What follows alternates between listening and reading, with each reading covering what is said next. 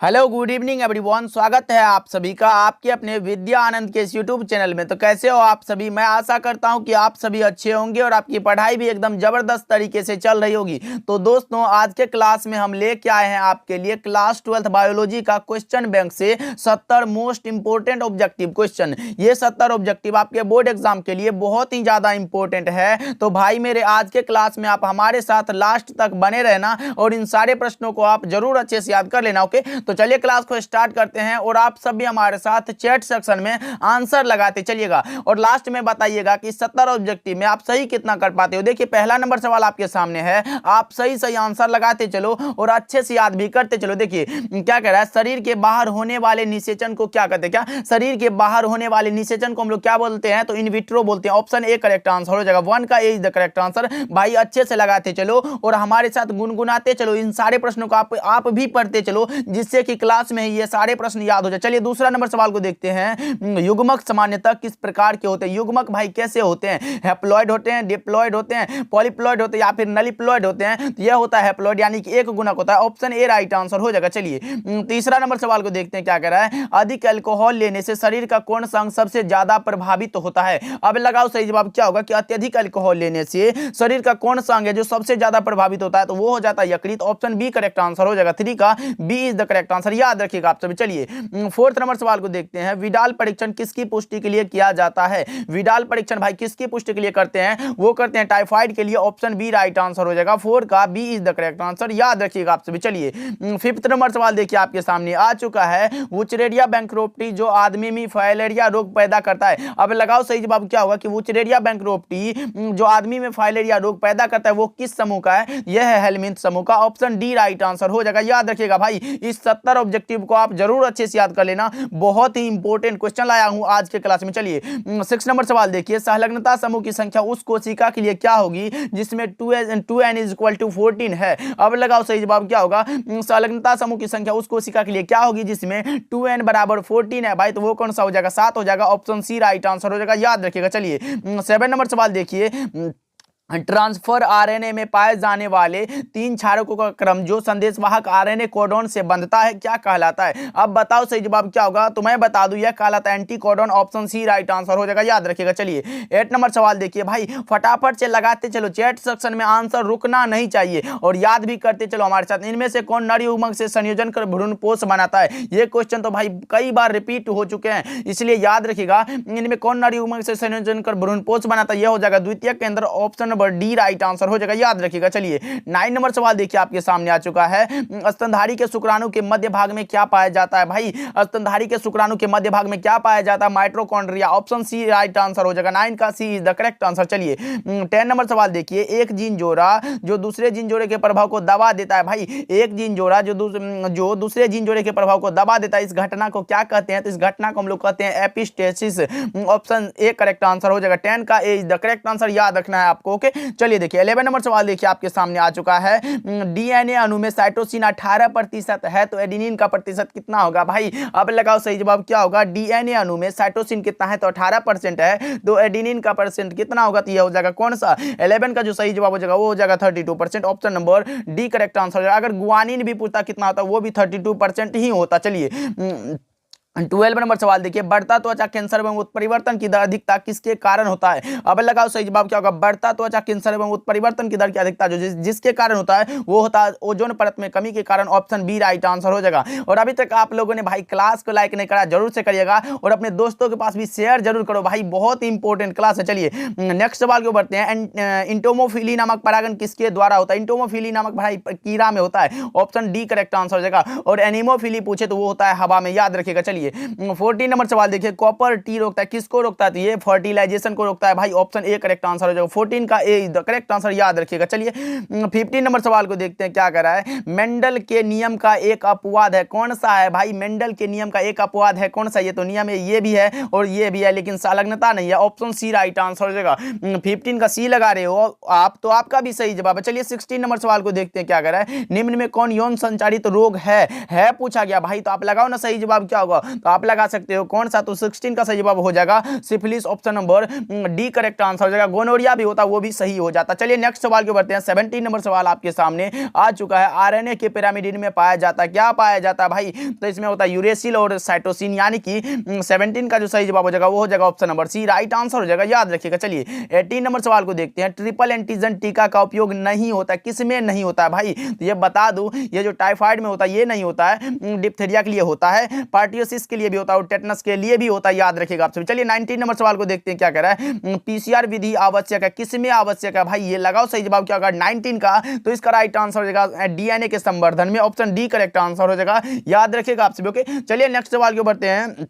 20 number सवाल है। निम्नलिखित में कौन ग्रीन हाउस गैस नहीं है, पूछा गया है। ग्रीन हाउस गैस कौन सा नहीं भाई, CH4 ये तो है, क्लोरोफ्लोरोकार्बन यानी कि CCl2F2 ये भी है, और कार्बन डाइऑक्साइड CO2 ये भी है, लेकिन नाइट्रोजन नहीं है, ऑप्शन डी लगा लो, करेक्ट आंसर हो जाएगा, याद रखिएगा 20 का D is the correct answer. चलिए 21 नंबर सवाल को देखते हैं क्या कर रहा है। HIV निम्नलिखित में किस कोशिका पर आक्रमण करते हैं, HIV निम्न में से किस कोशिका पर आक्रमण करती है, तो सही जवाब क्या होगा बताओ आप सभी, तो 21 का सही जवाब हो जाएगा option number D, T helper cell पर। ओके चलिए 22 नंबर सवाल देखिए। कान्हा राष्ट्रीय उद्यान प्रसिद्ध है, किसके लिए प्रसिद्ध है भाई, कान्हा राष्ट्रीय पार्क जो उद्यान है वो किसके लिए प्रसिद्ध है, तो ये हो जाएगा सही जवाब किसके लिए, तो बाघों के लिए, ऑप्शन सी करेक्ट आंसर हो जाएगा। अगर पूछे कि इसका स्थापना कब हुआ था, तो यह हुआ था 1933 में। कब 1933 में, कहां हुआ था, तो मध्य प्रदेश में, याद रखिएगा आप सभी। चलिए नेक्स्ट सवाल के बढ़ते हैं। 23 नंबर सवाल आपके सामने है। एनिमोफिली नामक परागण किसके द्वारा होता है, लो जी मैंने पहले ही बताया था, इंटोमोफिली पूछे तो वो कीड़ा में होता है, और एनिमोफिली पूछे तो आप लगा लो ना हवा में, ऑप्शन डी राइट आंसर हो जाएगा, याद रखना आप सभी। चलिए नेक्स्ट सवाल के बढ़ते हैं।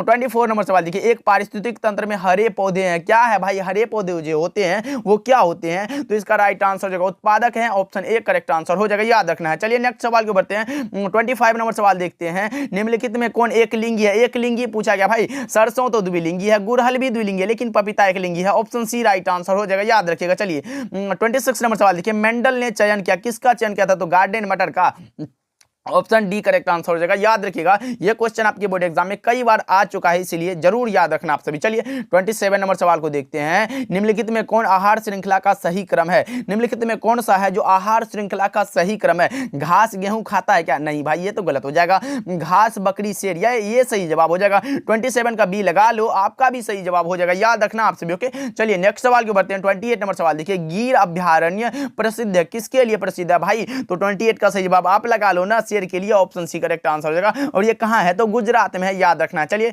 29 नंबर सवाल देखिए आपके सामने है। गोल्डन यानी कि सुनहरा धान में कौन सा विटामिन पाया जाता है, सुनहरा धान में कौन सा विटामिन पाया जाता है, तो इसमें पाया जाता है vitamin A, option number B correct answer हो जाएगा, याद रखिएगा आप सभी। ओके चलिए 30 नंबर सवाल को देखते हैं। एंटीकोडोन किसमें पाया जाता है, एंटीकोडोन किसमें पाया जाएगा भाई, तो यह पाया जाता है टीआरएनए में, ऑप्शन बी राइट आंसर हो जाएगा। मात्र 70 गो ऑब्जेक्टिव है भाई, हमारे साथ लास्ट तक आंसर लगाते चलो, देखते हैं कौन कौन भाई जुड़े रहते हैं हमारे साथ। चलिए 31 नंबर सवाल देखिए। न्यूक्लियोसाइड है, न्यूक्लियोसाइड क्या है भाई, तो ये है शुगर प्लस एक नाइट्रोजन युक्त बेस है, ऑप्शन ए करेक्ट आंसर हो जाएगा। 31 का ए इज द करेक्ट आंसर। चलिए 32 नंबर सवाल को देखते हैं। गैमीट निर्माण को कहते हैं, गैमीट निर्माण को हम लोग कहते हैं गैमीटोजेनेसिस, कौन सा, ऑप्शन ए करेक्ट आंसर हो जाएगा, क्या लगा लो, ऑप्शन ए बिल्कुल करेक्ट आंसर हो जाएगा, याद रखिएगा। ओके चलिए देखिए 33 नंबर सवाल देखिए। निषेचन क्या है, निषेचन जो होता है वो होता है अंडा तथा नर न्यूक्लियस का संयोजन, ऑप्शन ए राइट आंसर हो जाएगा। 33 का ए इज द करेक्ट आंसर। लगाते चलो, कम समय में ज्यादा तैयारी के लिए विद्या आनंद चैनल को सब्सक्राइब जरूर करना। चलिए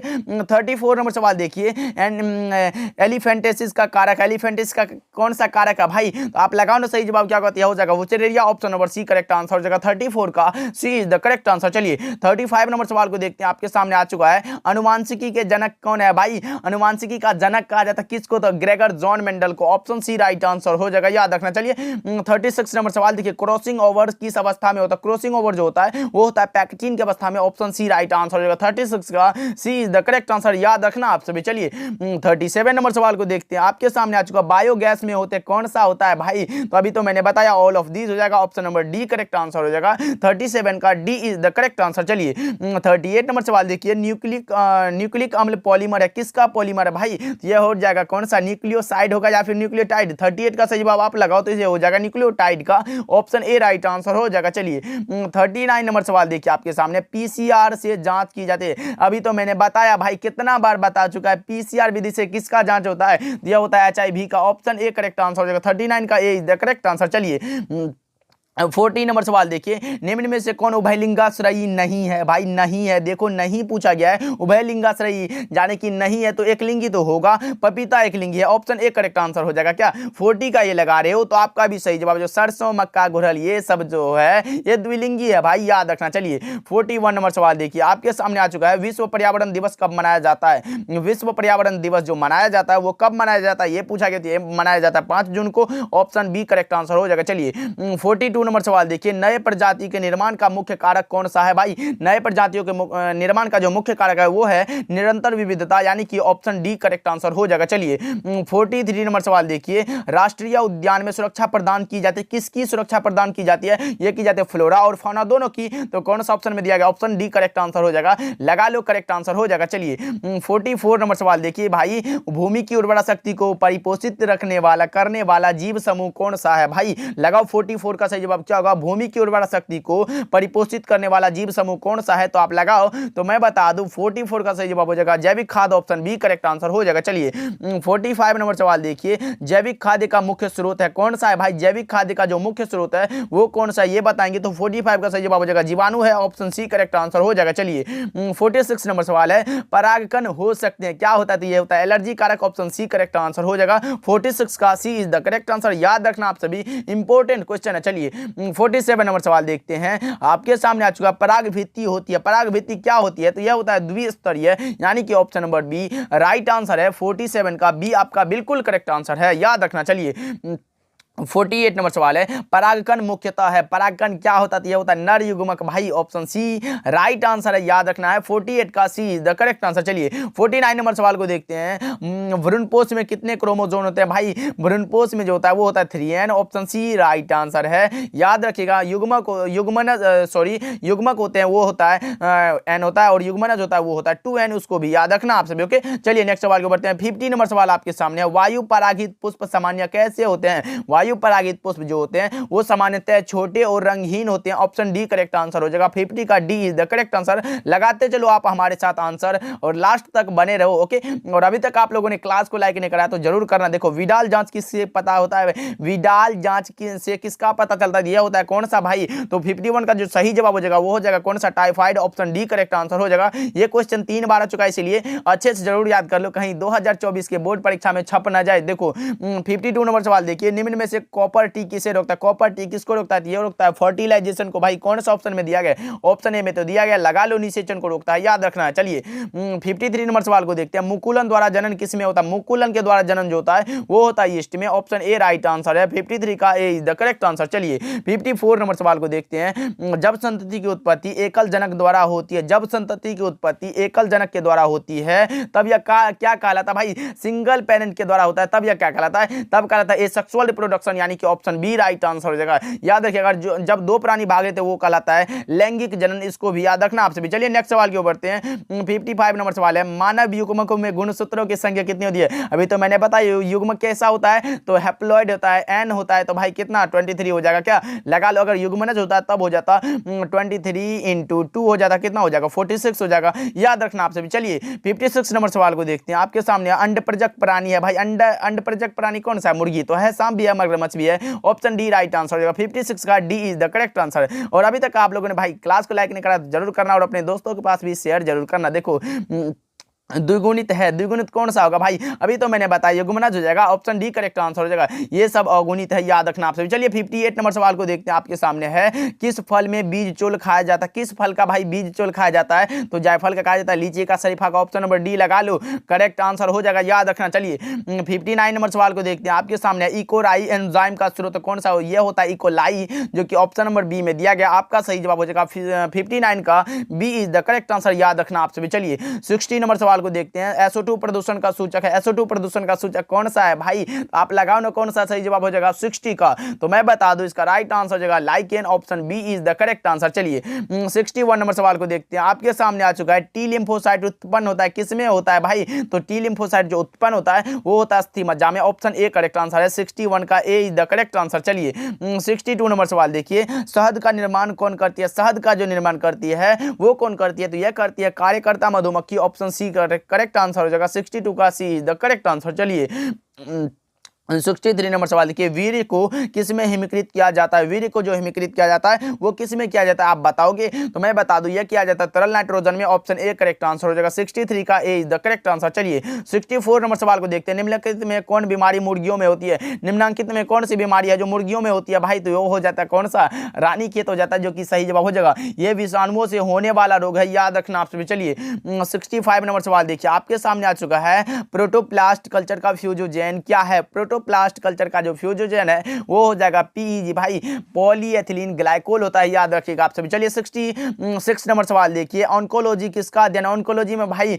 लगाओ सही जवाब क्या? कैंसर का अध्ययन जो है ऑन्कोलॉजी कहलाता है, यानी कि 66 का ऑप्शन नंबर ए बिल्कुल करेक्ट आंसर हो जाएगा। चलिए 67 नंबर सवाल को देखते हैं, आपके सामने आ चुका है, इडली एवं डोसा का आटा किस सूक्ष्म जीव के प्रयोग से बनाया जाता है? इडली एवं डोसा का आटा किस सूक्ष्म जीव के प्रयोग से बनाया जाता है? ये बनाया जाता है किसके? तो आप बताओ। तो आप 67 का डी लगा रहे हो, जो कि करेक्ट आंसर है, याद रखिएगा आप सभी। 67 का बिल्कुल करेक्ट आंसर हो जाएगा। चलिए 8 नंबर सवाल देखिए, एगारोज किससे प्राप्त किया जाता है?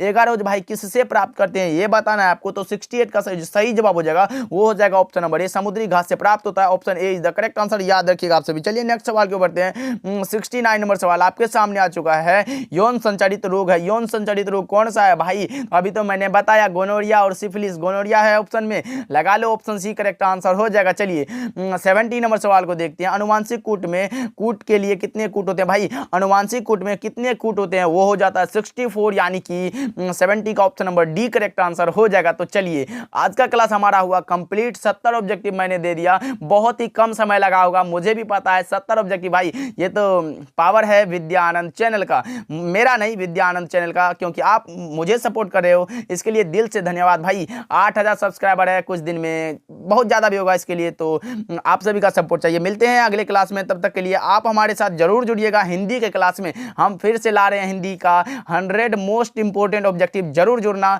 शाम के 7 बजे। ओके, तो मिलते हैं अगले क्लास में।